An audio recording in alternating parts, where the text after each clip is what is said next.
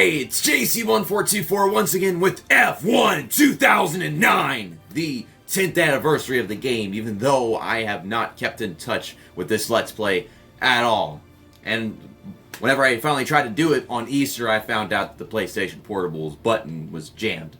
So I had to buy a new one. So I've got my stuff plugged into the TV just like always, and we left off having complete 4 races in this season. Let's take a look at those results before we get into this next race, which is going to be Catalonia, as you see right there. Melbourne, first race of the season, finished in 2nd. I believe that was to Felipe Massa. And then we finished in 5th at Lumpur, which that could have been way better. And we got first place at Shanghai, first win of the season, which was amazing. I don't think it was too dominant. We won it by a little bit. And then there was Sakir. We finished in 3rd place. And I think I could have won that race, but some of those corners on that track I'm not that good at. So right now, we are the points leader by no points. We're actually tied with Jensen Button. And then you've got my teammate Mark Webber in 3rd place, 5 points back. So let's go to next session. And we're just going to go ahead and do the race. They're going to put us somewhere at the back of the field and automatically qualify us just so we have a bunch of cars to pass. Because even though I have on the hardest difficulty, I could pass a bunch of cars at the start and then have some cars to pass throughout the race. And I could probably win every single one if I run every race perfectly. So we'll go to race, and then they're going to ask us for a pit strategy. I'd probably be better off with 4 laps hard tires and then 2 laps soft tires than having half and half, because soft tires don't last as long as the hard tires do. I think hard tires can last 4 laps. Circuit de Catalunya, a great all-round racetrack. You'll need to be proficient across the board to perform well here. The best chance to overtake is the first corner, so make sure you get a good solid start. Failing this, the final chicane offers further opportunities.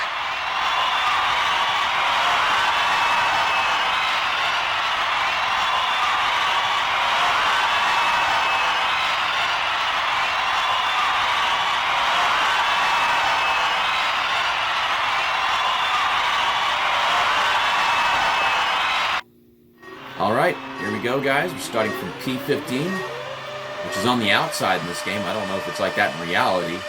I know in NASCAR, if the first turn is a right turn, they have the odd-numbered starting drivers start on the inside.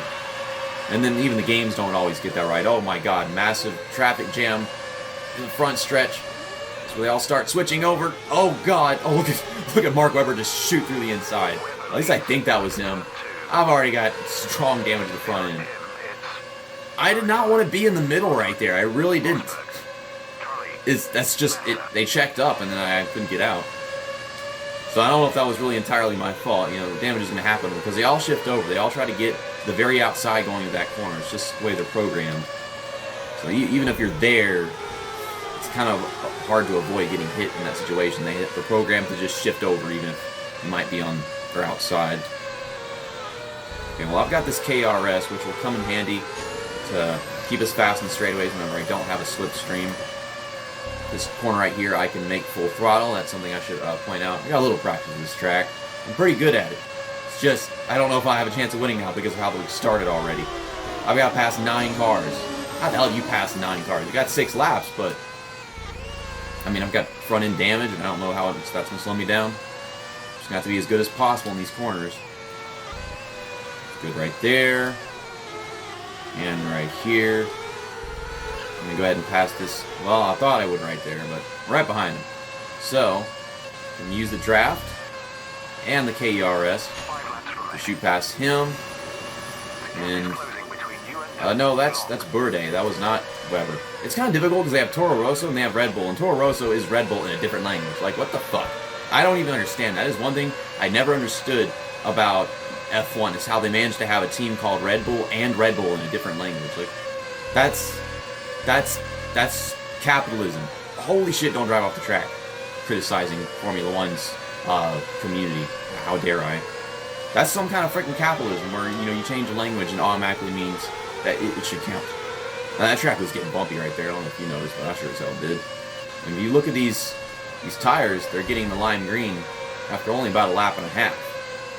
So, yeah, they're going to be pretty freaking yellow, maybe almost orange by the end of lap 4, whenever I take it into the pits. We're up to 8th. We're getting there. Really trying to make up for all the time I've lost at the start. And as I go to pass Raikkonen. Actually, I think it was Kimi Raikkonen, that won the first race, not Felipe Massa, so my apologies. Kind of difficult whenever they both drive the same damn car. The way it is in Formula 1, but of course. I'm going to set up a pass right here. That is not where I want to pass. Okay, if I had enough KERS, then I could just boost off the damn corner.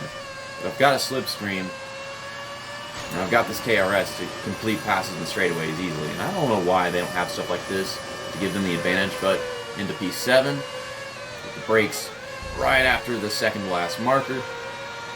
Kind of just taking the time to think about what I can and can't do to make good laps of this track. On hard tires and soft tires, everything has become a lot easier. So I'm actually not that good on the first lap with soft tires. It's the second one where I strive, because the tires are back to being like they were with the hard tires, which is where I'm most practiced. So there's Felipe Massa, right in front of his teammate. I don't know who the hell's in P5 right now. Got the draft. Let's not overdrive these corners. They go pretty wide right there, so that's an advantage for me. He's letting me go. Oh, that's Trulli in P5. I usually don't see Trulli performing this well. I don't think we do. This white line makes it easy to decide where to hit the brakes. Making some more good corners. Ugh, look at them tires. Starting to get yellow. I'm betting on them being orange by the end of lap 4. There we go.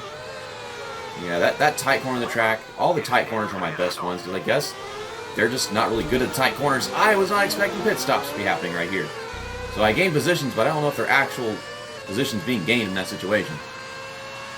You're currently in second. Now Barrichello leading this, of course. Pit stop this lap. And I guess Webber's already taken his pit stop because he's not behind me on the leaderboard anymore. It said he was for a little bit. Yeah, Raikkonen's pitting too. So right now, me and Barrichello are really far out as 1 and 2. And yeah, I have my pit stop at the end of this lap.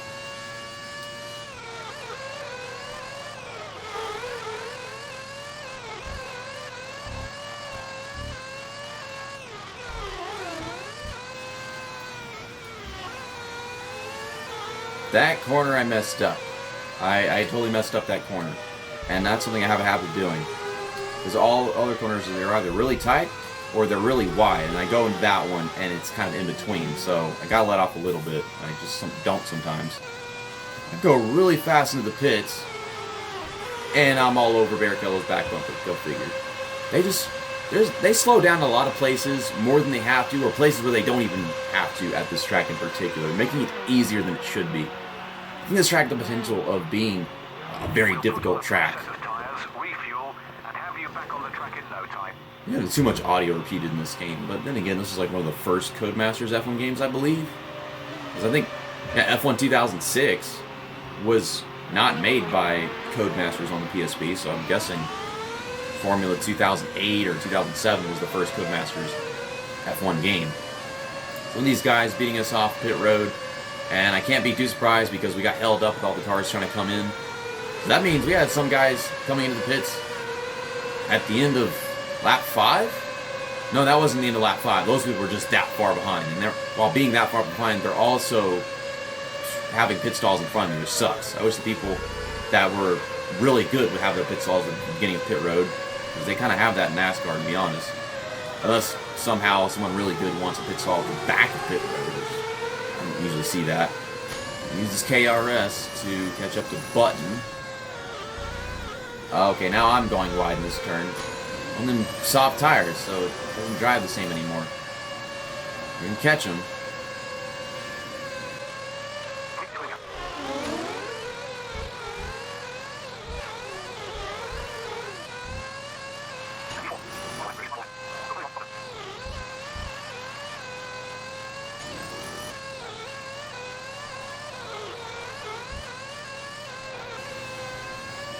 I'm closing this gap on Button right here.